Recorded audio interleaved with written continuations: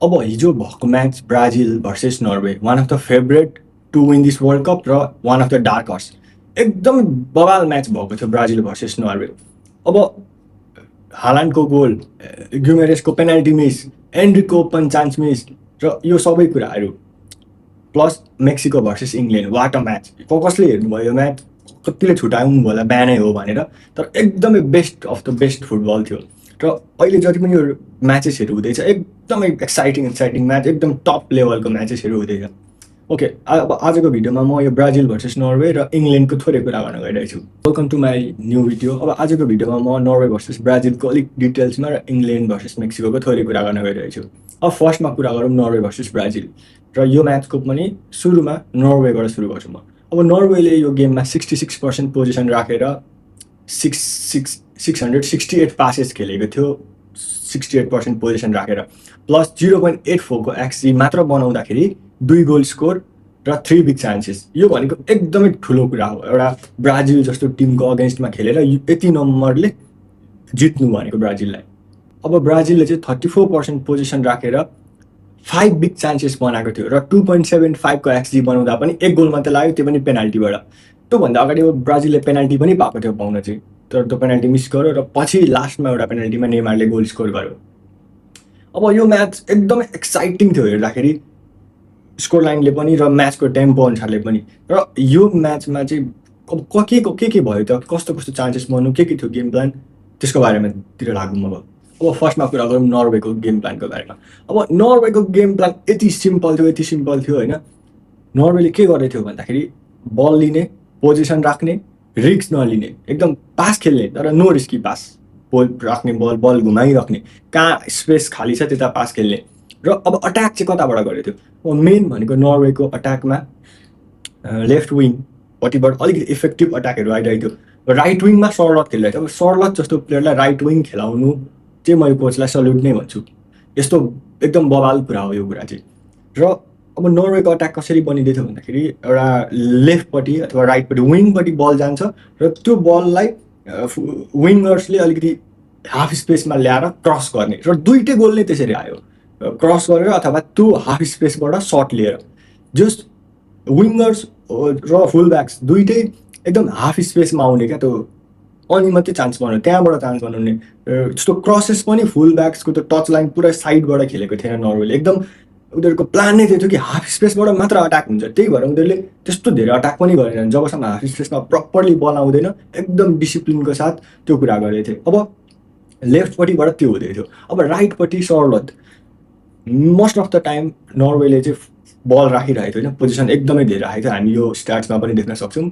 र त्यतिखेर के भइरहेको थियो भन्दा नर्वेले बल एकदम मिडफिल्डमा फुल ब्याक्समा डिफेन्डर घुमाइरहेको थियो, र त्यस्तो गर्दाखेरि चाहिँ ब्राजिलियन प्लेयर अट्र्याक्ट भएर प्रेस गर्न गइरहेको थियो नर्वेलाई माथि चढ्दै। अब त्यति बेलै जब बल गोलकिपरको सँग पुग्छ, गोलकिपरले लङ फाल्छ कि हाल्यान्डको लागि कि सर्लटको लागि, जुन right hand side of the पिचमा चाहिँ त्यताबाट एरियल डुअल उनीहरू विन गरेर, अनि ठ्याक्क सर्लटले अब जस्तै एरियल डुअल जित्यो भने हाम्रो ओडेगार्ड चाहिँ एकदम त्यो पकेट स्पेसमा खेलिरहेको थियो सर्लटको र हाल्यान्डको, जुन यहाँ हाल्यान्ड छ, यहाँ सर्लट छ, त्यसको पकेट स्पेसमा ओडेगार्ड थियो। र ओडेगार्ड जुन त्यो पकेट स्पेसबाट कतापट्टि फ्री छ, उताको हाफ स्पेसमा फ्री छ कि यतापट्टि फ्री छ, अथवा सर्ट लिने अप्सन छ त, उसले त्यो कुरा गरेको थियो। अब त्यस्तो धेरै सर्टहरू त लिएन, तर यसरी नै पुरै ब्राजिललाई नचाइरहेको थियो नर्वेले चाहिँ।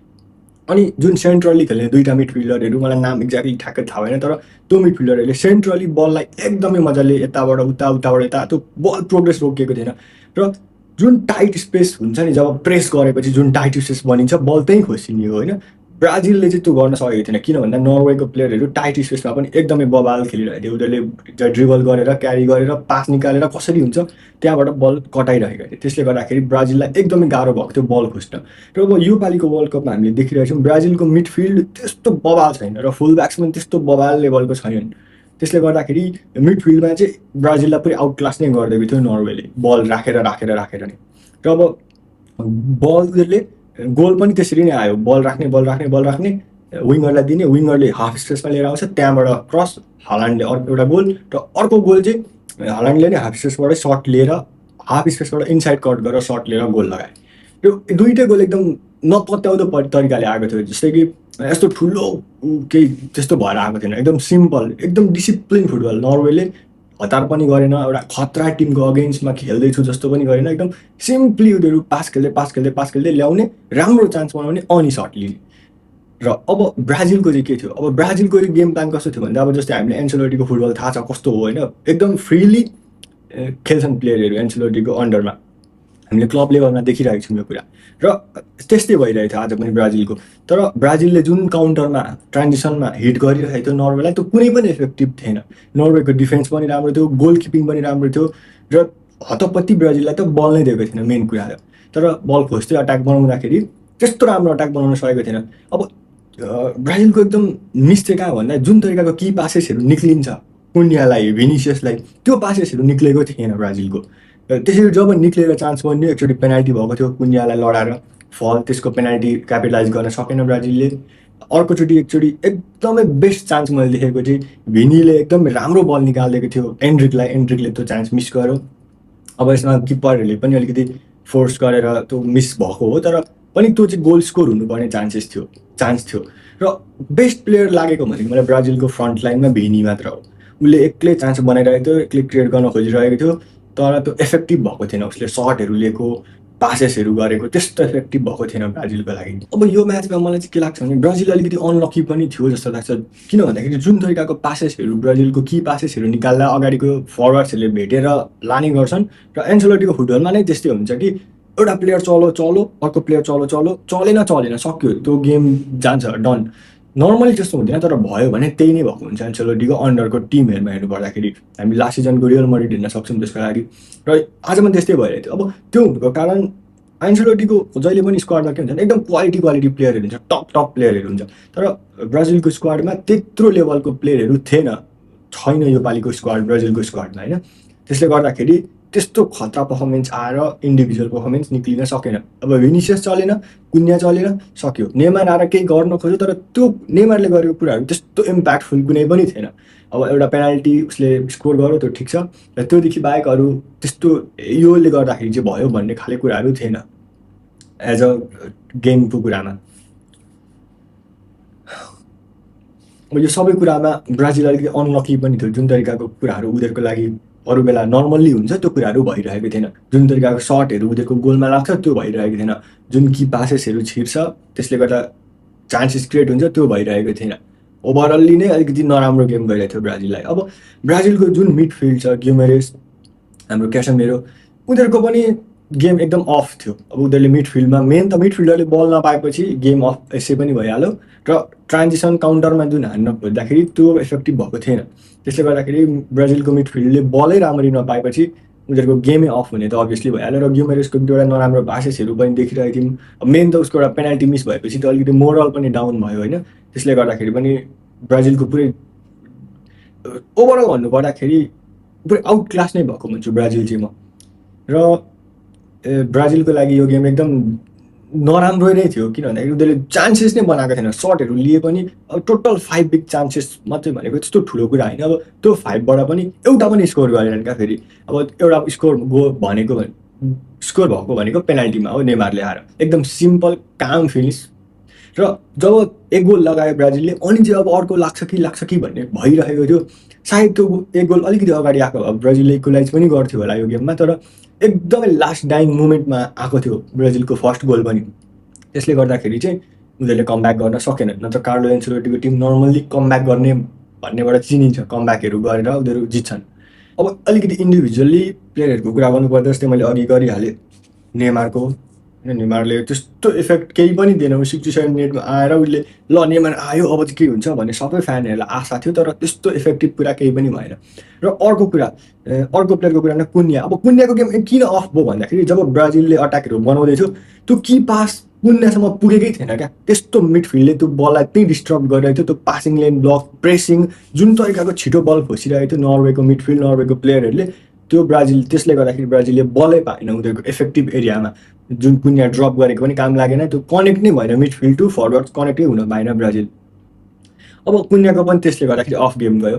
र अर्को प्लेयर भिनिसियस। अब भिनिसियसले राम्रो ड्रिबलहरू गरिरहेको थियो, उसले कटाइरहेको थियो, सर्ट्सहरू लिन खोजिरहेको थियो, कटब्याकहरू गरेको थियो, र कुनै पनि थिएन क्या। अनलकी पनि भनौँ अलिकति, र त्यो क्वालिटी पनि नभएको नै हो यो टिममा। त्यस्तो टप क्वालिटी पनि छैन नि त ब्राजिलको यो पालिको टिममा। त्यसले गर्दाखेरि र अब अर्को प्लेयरको कुरा नै गर्नुपर्दाखेरि इन्डिभिजुअली नर्वेको किपर अरू सबै ठिक छ। फर्स्टमा एउटा पेनाल्टी उसले जुन सेभ गरेको थियो त एकदमै बवाल पेनाल्टी, र अर्को एउटा जुन डिफ्लेक्ट भएर आएको बल थियो त्यो छिरेको भए एटलिस्ट यो म्याचमा कुनै पनि मोमेन्टमा ब्राजिलले अलिकति अगाडि नै लिड लिएको भए नर्वेलाई एकदमै धेरै गाह्रो पर्थ्यो। नर्वेले पनि अट्याक गर्थ्यो होला, तर नर्वेको अट्याक जब जुन तरिका कामली अट्याक गरिरहेको थियो यो म्याचमा, एक गोल लगाएर गर्दाखेरि चाहिँ त्यो त्यो कामनेस हुँदैन, त्यो टेम्पो हुँदैन।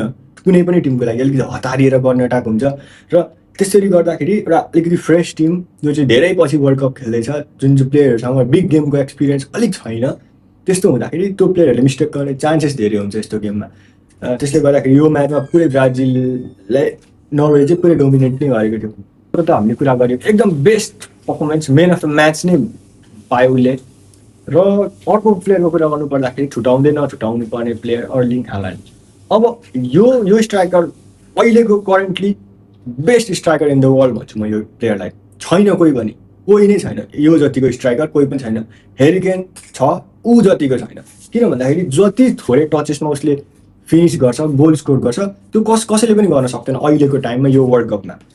र हालान्डले यो म्याचमा पनि 2 गोल स्कोर गरेर यो पालिको गोल्डन बुट रेसमा ऊ आइसक्यो, मेसी एम्बापेसँग आइसक्यो टक्करमा। र अब यो म्याचको फर्स्ट हाफदेखि हेर्नु पर्दाखेरि हालान्डको गेम त्यस्तो इफेक्टिभ थिएन, उसलाई एकदम आइसोलेटेड थियो। हेर्दाखेरि लाग्थ्यो कि हालान्डले केही पनि गरेन, केही पनि। अब स्ट्राइकरको कुरा काम के हो भन्दाखेरि उसको चान्सेस फिनिस गर्ने हो, उसले त्यस्तो प्ले मेकिङ गर्ने, ड्रप गरेर। अब त्यो कुनै स्ट्राइकरले गर्छ, जस्तै फल्स 9को रोल गर्नेहरूले, जस्तै मेसीले गर्छ यो कुरा, स्ट्राइकरै नभए पनि एज अ क्रिएटिभ त्यो कुरा गर्छ, हेरी केनले गर्छ, धेरै स्ट्राइकरहरू छन् यस्तो। तर हालान्ड भनेको चाहिँ एकदम गोल पोचर हो, बक्समा गर्ने। जस्तै कि अब यो गेमबाट पनि हामी देख्न सक्छौँ उसले जम्मा 4 सट लिएको थियो, त्यसमा 3 सट टार्गेटमा 2 गोल। यसले नै भन्छ कि कति इफेक्टिभ, कति लिथल प्लेयर हो भनेर।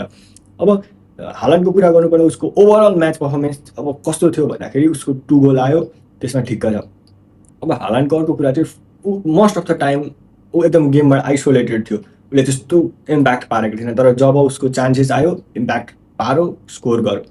र तपाईँहरूलाई के लाग्छ, हालान्ड अहिलेको बेस्ट स्ट्राइकर हो कि होइन? को एग्री गर्नुहुन्छ यो कुरामा? Please let me know in the comment.